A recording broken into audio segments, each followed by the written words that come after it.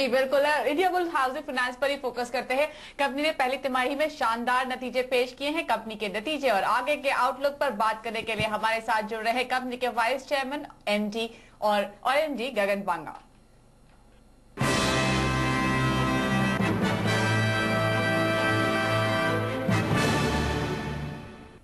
Mister बांगा, आपका बहुत बहुत स्वागत है सीएनबीसी आवाज पर। काफी अच्छे नंबर्स पेश किए हैं कंपनी में। मुनाफे, मार्जिन्स और एसेट क्वालिटी हर फ्रंट पर अच्छा प्रदर्शन रहा है। कहां से कंट्रीब्यूशन आता हुआ दिखाई दिया है? कंपनी का जो एसेट मिक्स है वो पिछले तकरीबन 20 क्वार्टर से काफ़ी स्टेबल है। हमारा फोकस रिटेल मॉर्टगेज एरिया पे है, जिधर से तकरीबन 75% ऑफ लोन बुक रिटेल मॉर्टगेजेस पे एक्सपोज्ड है और 25% lease rent discounting and residential construction finance पे एक्सपोज्ड है। सो जो इंक्रीमेंटल ग्रोथ आ रही है वो मोर और लेस सेम प्रोपोर्शन में आ रही है। तो 75% रिटेल मॉर्टगेज और 25% कॉर्पोरेट लोन्स।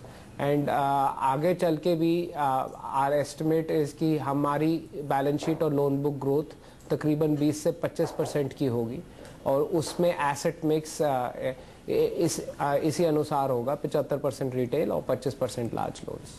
हाँ गगन, ये बताइए आगे चलकर कॉर्पोरेट पोर्टफोलियो में किस तरह की ग्रोथ की अपेक्षा करनी चाहिए आपके शेयरधारकों को?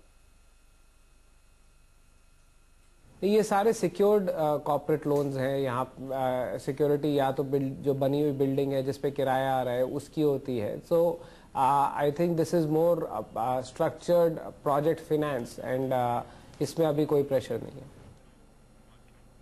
इंफ्रास्ट्रक्चर लेंडिंग के लिए एक बड़ा स्टेप यहां पर आता हुआ दिखाई दिया है। बैंकों को लॉन्ग टर्म फंड्स जुटाने की मंजूरी मिल चुकी है। इस स्टेप को आप किस तरह देखते हैं? मैं बहुत ऑप्टिमिस्टिक हूँ। The government has announced housing for all within 8 years. I think it's a very big move. It's a move which will not only impact overall GDP, पर एक ऐसी ऑर्गेनाइजेशन जो फुली फोकस्ड है affordable housing पे, जिसका average ticket size तकरीबन 23-24 लाख है। So I think overall demand in this segment is going to go very high. Government will ensure land is made available easily, permissions come, projects turn around faster. So as and when that happens, the demand for home loans will grow very, very steadily and at a much faster pace to where it is right now. And इसी कारण से I am very optimistic कि India Bulls Housing Finance will continue to grow for the next few years at a rate of 20 to 25%. गगन, एक आखिरी सवाल। RBI ने छोटे और पेमेंट बैंकिंग के लिए गाइडलाइंस जारी करी हैं। काफी सारी कंपनियों ने इसमें दिखाया है कि वो पेमेंट बैंक्स खोलना चाहते हैं। आपने कुछ विचार किया है? आपके मैनेजमेंट में कुछ इस पर विचार हुआ हो? क्या इंडिया बुल्स हाउसिंग फाइनेंस आपके ग्रुप की तरफ से एक पेमेंट बैंक खुल सकता है? ऐसा हम सुन सकते हैं आगे चलकर? नहीं, हमारा कोई इंटरेस्ट ना पेमेंट बैंक में ना स्मॉल बैंक में है। हम we will continue to pursue the housing finance opportunity.